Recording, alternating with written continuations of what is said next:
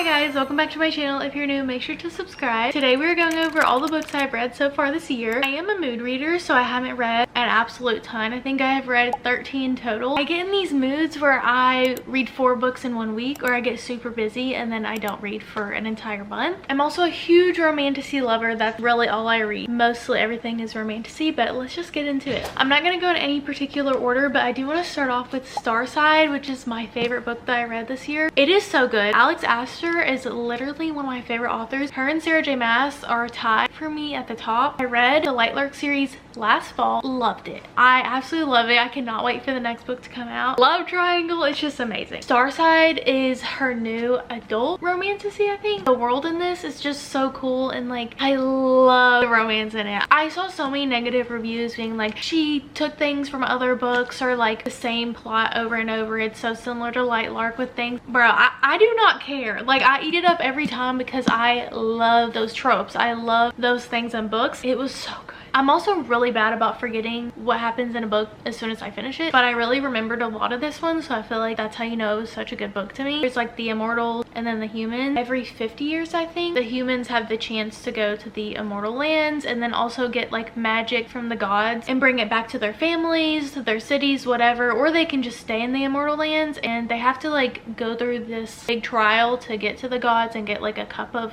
magic and stuff. We're following Eris, who actually has vengeance against the gods, and she wants to go them all instead of get magic. The other character is Harlan Raker, the head of the King's Guard, I think. I did not see the plot twist coming. Enemies to lovers, I eat it up every single time. I love it so much. This is a 5 stars, probably a 6 star. I love Alex Astor. Okay, next is Release Me. So this is the series after Shatter Me. This is the series in the future with the kids. So James is the main character. If you don't know, Warner Brothers just got rights to Shatter Me, so we might be getting a movie. I am scared for casting. I know people are like, I don't even want it in a movie because Aaron Warner is gonna be so hard to cast. No, I don't care. I don't care if it looks bad.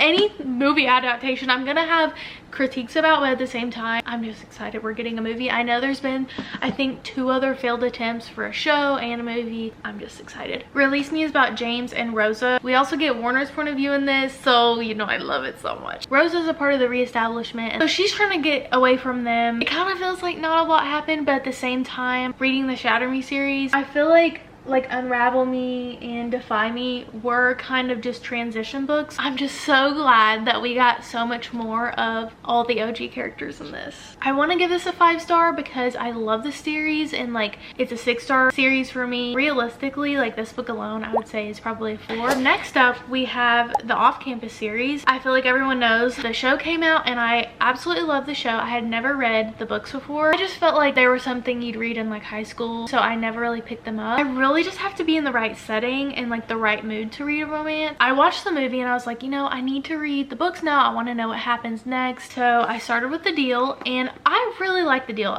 Honestly, I think I like the book more than the show. I do think that book Garrett is way better than show Garrett. He's so much more witty and everything like that. I don't mind a lot of the changes they did in the show. I feel like I can't give romances a 5 star. I feel it's so hard for me, but this one's probably a 4 star. We get on to the second one, which is The Mistake. This is Logan and Grace's book. I don't know, guys. I think I'm gonna give this one a 3 star. I started to kind of get in a book slump when I started reading this one. I don't love raunchy romances. Like realistically, college is like that for some people, but it was not like that for me. Like these people are getting drunk all the time, sleeping around, just going crazy. Like school isn't even a part of their life. That's just not me. No shade to people who want to live that way, but I don't really like reading about stuff like that. Like, oh my goodness. And then the way that the guys talk about the girls in these books, I know they're hockey players, but that doesn't mean I have to like it. Get the ick from it. I feel like at this point I'm gonna love the show so much more because show Logan is so much sweeter. Then we have The Score. I don't have the physical book with me. I haven't finished that yet. I did start it. I just started listening to the audiobook because I really wanted to know Dean and Allie's story. That one was even worse than the first 2. Oh my goodness. Like I know premise of the book, basically friends with benefits. I don't even know. I didn't finish it, and I honestly don't know if I'm gonna finish it. For right now I am DNFing. But if you don't know about the series, if you haven't read the series or watched the show, basically basically it's about these hockey players that play for Briar University. The first book is a fake dating trope. He needs to pass a class. She got an A on a paper. She needs to make someone jealous, so they start fake dating. So next up, I reread the ACOTAR series this year because if you don't know, there's so many announcements. Sarah J Maas is coming out with 2 new books, one this October and then one I think in January. Wanted to reread all the series in preparation for that, but that's a lot of freaking books. So I reread ACOTAR, Akamoth, and Akawar. I really need to reread Nessa's book because if you know, you know. But I did not like Nessa's book very much. I don't love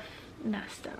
So I'm not a Nesta hater, but like I'm an older sister, so she kind of makes me mad. I need to reread it. And I feel like I'll like it a little bit better this time. Honestly, that's a 6-star series for me. I loved reading it again. Next, I was scrolling through TikTok and I was like, I need a romantasy. Like, I just want to read something real quick, whatever. And I saw people talking about The Wolf King. So I just put on the audiobook and I started listening to it. And it's pretty good. Again, it's one of those romantasies. I eat it up because they do all the good tropes that I like. I think I would give those like a 4.5 star. They weren't like this crazy book, but I did eat it up and I loved it. Basically, there's werewolves and then there's the humans, and Aurora is the princess in the human lands. She's supposed to get like married off, but then she gets kidnapped by some of the wolves and they go on this like journey. She basically realizes that her dad like never cared about her. She was just gonna be sold into marriage basically. Maybe she doesn't want that life and maybe she wants to live a different life. So she's finally free. Google's saying Outlander meets ACOTAR. They are like Scottish, so in the audiobook they were all Scottish. And then there's also a love triangle. So I read The Wolf King and then the second one is The Night Prince. Really liked The Night Prince. I think I would give that one like a 4.8. No, the next one comes out in November. I hate waiting on books.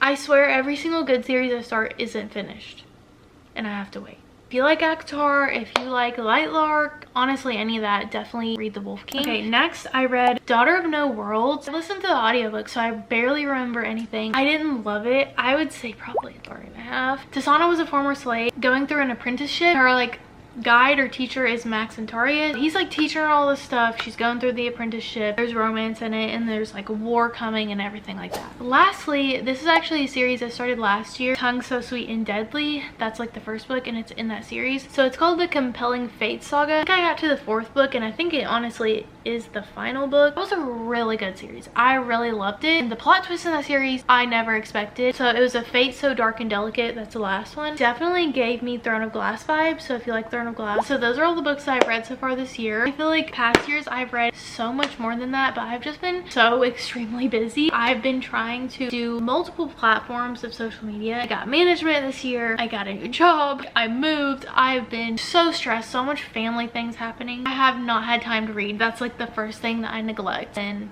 my life gets chaotic. Like I said, I love romantasy, and if y'all have any recommendations that you think will be a 5-star series for me and hopefully that it's finished, comment it down below because I always want book recs. Let me know what other book videos or just regular videos y'all want to see from me, and I'll see you guys in the next one.